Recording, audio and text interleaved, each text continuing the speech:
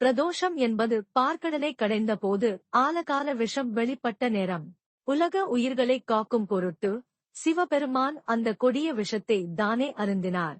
விஷம் கண்டத்தில் நின்றதால் அவர் நீலகண்டர் என போற்றப்பட்டார். விஷத்தை அருந்திய பின்னர் தேவர்களும் அசுரர்களும் சிவபெருமானின் கருணையை போற்றி நன்றி செலுத்தினார்கள்.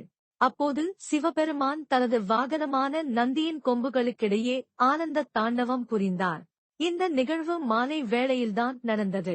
சிவபெருமான் விஷம் அருந்தியதும் அதன் பின் ஆனந்த தாண்டவம் ஆடியதும் மாலையில், குறிப்பாக சூரிய அஸ்தமனத்திற்கு சற்று முன்னரும் பின்னரும் நிகழ்ந்ததால் அந்த நேரம் மிகவும் சக்தி வாய்ந்ததாகவும் சிவபெருமானின் அருளைப் பெறுவதற்கு உகந்ததாகவும் கருதப்படுகிறது.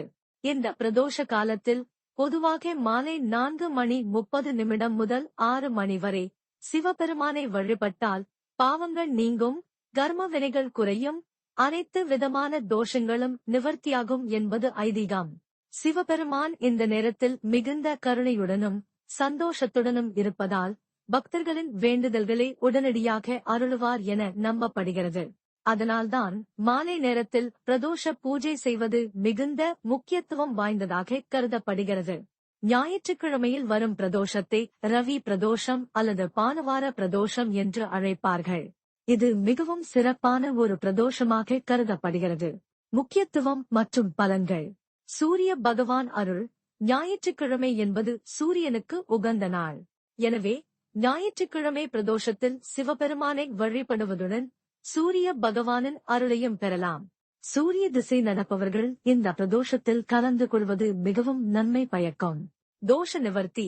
வாழ்வில் உள்ள பல்வேறு தோஷங்கள், குறிப்பாக பிரம்மஹத்தி தோஷம், பித்ரு தோஷம் போன்றவற்றை நீக்கும் சக்தி ஞாயிறு பிரதோஷத்திற்கு உண்டு என்று நம்பப்படுகிறது. குடும்ப ஒற்றுமை.